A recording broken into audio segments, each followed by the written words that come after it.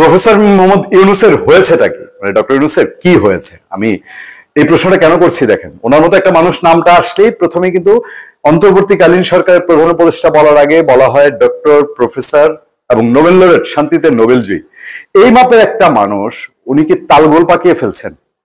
তিনি বলছেন যে বাংলাদেশের একটি দল ছাড়া কোন রাজনৈতিক দল ইলেকশন চায় নাই, আর পদত্যাগ কাণ্ডটা নিয়ে যা হয়েছে তাকে এই মাপের একজন মানুষকে মানায়?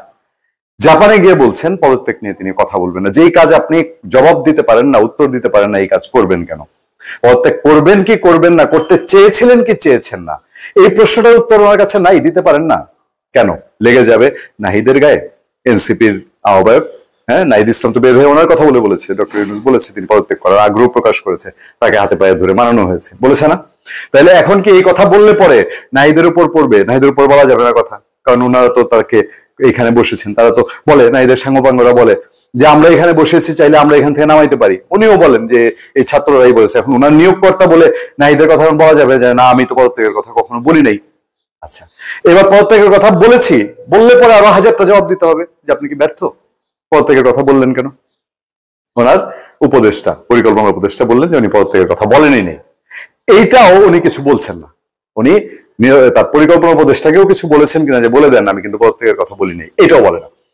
আচ্ছা, এবার আসেন রাজনৈতিক দল, একটিমাত্র রাজনৈতিক দল, মানে এটা একটা ছিছি কাণ্ডের মতো পড়ে না যে এটা কি কাণ্ড, এটা কিভাবে সম্ভব? ডক্টর মোহাম্মদ ইউনূস কার কার নাম বলবেন? ধরেন 12 দলীয় জোট একটা আছে না, 12 দলীয় জোটের এই যে দলগুলা, মাহমুদুর রহমান মান্না বলেন, বা আপনার অন্যান্য ইসলামী সংগঠন বলেন, এই যে লেবার পার্টি আছে, তারপর এই গণ অধিকার পরিষদ আছে, জুনায়েদ সাকির দল আছে, এরা কি বলছে যে আগামী জুনে দেন নির্বাচনটা, অসুবিধা নেই, বা ডিসেম্বরে দিয়েন না? এই কথা কি ওনাকে হলপ করে কেউ বলছে যে উনি শুধুমাত্র বিএনপির উপরে দায় চাপাচ্ছেন যে বিএনপি একা চেয়েছে যে ডিসেম্বরে নির্বাচন হোক? আচ্ছা, ডিসেম্বরে নির্বাচন হলে আপনার অসুবিধাটা কোথায়, এটা কেন বলেন না? আপনি গিয়ে চাপিয়ে দিলেন বিএনপিকে। এটা এই যে কথাটাই বারবার বলা হচ্ছে যে রাজনৈতিক দলের সাথে উনি দূরত্ব বাড়িয়েছেন, তার সরকার দূরত্ব বাড়িয়েছে, কোনো আলাপ আলোচনার তোয়াক্কা নেই, কারোর সাথে কোনো আলাপ করেন না উনি, রাজনৈতিক দলের সঙ্গেও করেন না, সেনাবাহিনীকেও করেন না, সেনাবাহিনীর সঙ্গেও সেনাবাহিনীর সংশ্লিষ্ট বিষয়গুলো নিয়ে তিনি কথা বলেন না। টুপ করে এসে খলিলুর রহমানকে বসিয়ে দিয়েছেন। তিনি লেফট রাইট করেছেন কিনা জীবনে?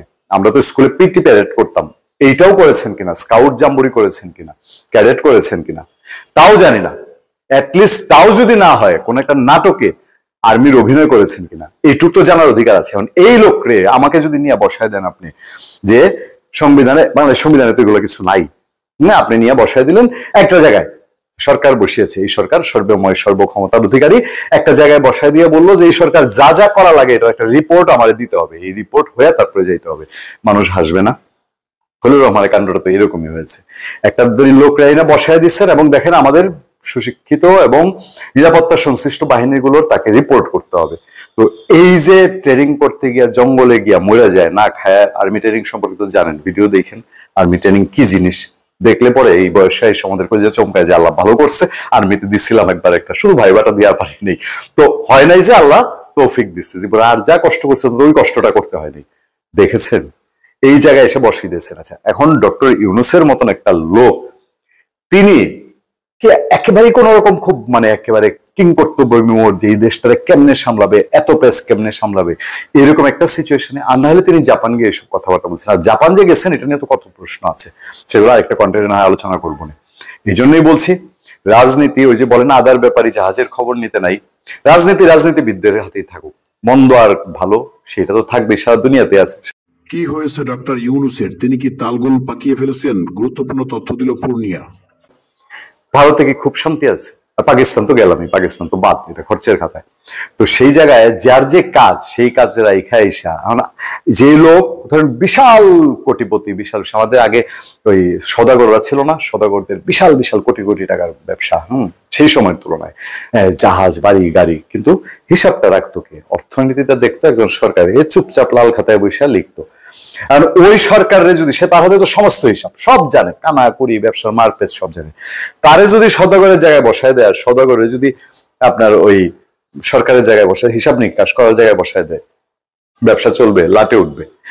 আমাদের কি লাটে ওঠার দশা কিনা, এই লক্ষণ দেখা যাচ্ছে কিনা? আর নাহলে ডক্টর মোহাম্মদ ইউনূস নিজের মুখ দিয়ে ডেলিভারি কিছু দিচ্ছেন না, জাতিকে এসে এই ক্রাইসিস সময় সামনে এসে বলছেন না যে বাপু আমি আছি এখনো, ওই যে বলেছেন যে তাকে দিয়ে এক বিন্দু ইলেকশন, ফেয়ার ইলেকশনের বাইরে কিছু হবে না, মানুষ হাসে। বাংলাদেশে কয়েক কোটি মানুষে আপনি বন্দোবস্ত করে ফেলেছেন নির্বাচনের জন্য মতামত না দিতে পারে। তা আওয়ামী লীগরা তো এই দোষেই দুষ্ট করছিলেন। আওয়ামী লীগ বিএনপির যারা ভোটার ছিল, সমর্থক ছিল, তাদের ভোট দিতে দিবে না, এটা হলো ফেয়ার ইলেকশন। গীত গাইছিল না, সেটাকে ফেয়ার ইলেকশন হয়েছে, মানছে সারা পৃথিবী। না বাংলাদেশের ওই যে 2-3 কোটি মানুষের একটা ভরসা নিয়ে আসে, আরো 7-10 কোটি মানুষের মতামত পেছনে ফেলে দিয়েছিল, মেনে গেছে বাঙালি। তো এখন বন্দোবস্তটা কি? এখন বন্দোবস্ত তো ওইটারই পাল্টা রূপ শুধু। তো এই দিয়া ফেয়ার ইলেকশনে উনি নিশ্চয়তা দিচ্ছেন, জানি না। সবাই তো বলে কি হচ্ছে ভাবটা নাকি এখনো যায় নাই। তো এই অবস্থা যদি চলতে থাকে, আদতে সিচুয়েশন কোন দিকে যাবে, কিভাবে ট্যাকেল দিবে, একমাত্র বোধহয় ডক্টর মোহাম্মদ ইউনূস উনিই জানেন। ওই যে মেটোকুলাস প্ল্যানের কথা বলা হয় আজকে থেকে 9-10 মাস আগে, সেই প্ল্যানে কি লেখা আছে 10 মাস পরে কি কি হবে না হবে? বিএনপি বলছে না যে তারা যে এই লোকজনগুলো বসাইছে, এটা কিছু একটা আল্লাহ জানে কি একটা প্ল্যান নিয়ে বসাইছে। ধন্যবাদ সবাইকে, ভালো থাকবেন, সুস্থ থাকবেন, সত্য করুণা এবং সহনশীলতার সাথে। আপনার সাথে আমি আতিক রহমান, পূর্ণিয়া।